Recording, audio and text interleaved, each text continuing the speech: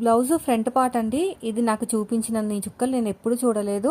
ఎంత నన్ను ఇసికించిందంటే cross cutting అండి. నాకు అస్సలు తెలిసేది కాదు కొత్తలో క్రాస్ కటింగ్ అంటే ఏంటి, స్ట్రైట్ కటింగ్ అంటే ఏంటి అనేది. ఇలా సాగదీసి క్రాస్కి వస్తుంది అంటారు కానీ నేను ఎందుకు ఏ బ్లౌజ్ పట్టుకున్నా సాగుతూనే ఉండేది. అదేంటో నాకు అర్థమయ్యేది కాదు స్టార్టింగ్లో. అసలు ఇది క్రాసా స్ట్రైట్ అని అస్సలు అర్థమయ్యేది కాదు. ఒక్కొక్క బ్లౌజ్లో అయితే లోపల ఉన్న లైనింగ్ సాగేది, బయట ఉన్న లైనింగ్ అనేది సాగేది కాదు. పిచ్చెక్కేదండి. అదొక్కటి చెక్ చేసుకుంటానికి నాకు గంట సేపు పట్టేదంటే మీరు అసలు నమ్ముతారా నమ్మరో.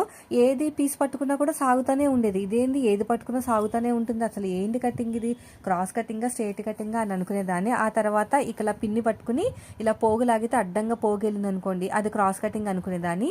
నిలువుగా పోగెళ్తే స్ట్రైట్ కటింగ్ అనుకునేదాన్ని. నా కర్మ ఏంటో కానీ కొన్ని బ్లౌజులు అయితే లోపల ఉన్నదేమో సాగేది, బయట ఉన్నదేమో సాగేది కాదు.